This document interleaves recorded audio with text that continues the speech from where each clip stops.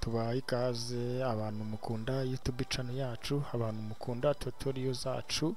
Ni Neizo Pro muri kumwe kano kanya. So nkoze kano ka video gato kugira ngo mbereke ni gute wavana password kuri document iri protected. Mbese hari igihe ufungura document iri PDF ugasanga bagusabye password. Wenda reka dufungure nk'iyi document. Urabona ko mbere yuko ifunguka badusabye kubanza gushyiramo password. So twayishyiramo igahita ibona kugira gute, igahita ibona gufunguka. So ahangaha ngiye kukwereka ni gute wagira gute wakora password kuri ino video, kuri ino za document ukajya uyifungura nta password irimo. Nimba ari n'umuntu ugiye kuyisharinga ukabasha kuyimusharinga nta password iriho.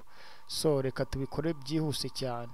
So mbere na mbere uraza ufungure browser yawe kuri internet. So numara kuyifungura uze urebe ikintu bita Google Drivers. Ukande kuri Drive.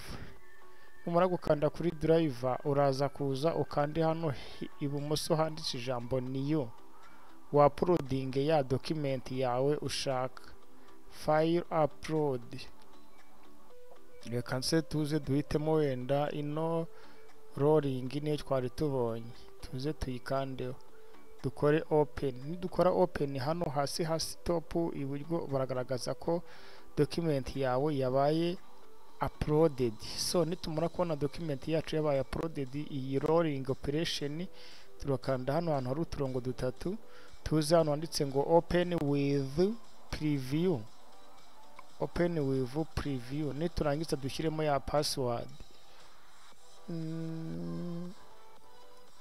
Dushyiremo password, dukore submit. Dukore submit. So document yacu irafunguka tubashe kuyireba n'ubundi bisanzwe. So niturangiza tugiye kugira gute kuvanamo ira password. So turaza hano handitse ijambo print. Turaza tuce kuri print, nabwo baradusaba password. Tushiremo password. Nitumara gushyiramo password tuze tugaruka n'ubundi kuri print. Duhitemo save as PDF. Hari igihe hano urabonamo printer ariko urahitamo save as PDF. Nurangiza ukore save.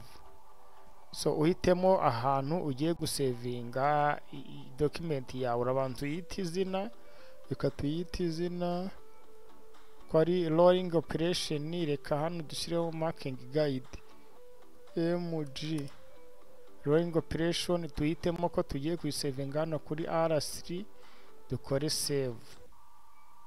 Ubu dushatse twakupa tukabivamo tukaza tukareba hano twashyize L3.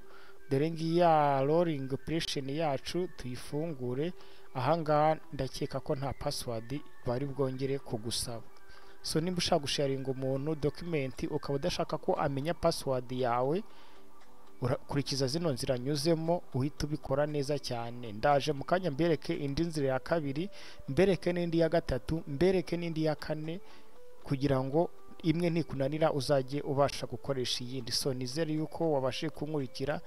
Kora subscribe, kora share, nyandikira muri comment ikintu cyose wifuza ko nagufasha muri technology ndagufasha. So yari Neizo Pro, niwe mukunda kubana mu bintu bigiye bitandukanye.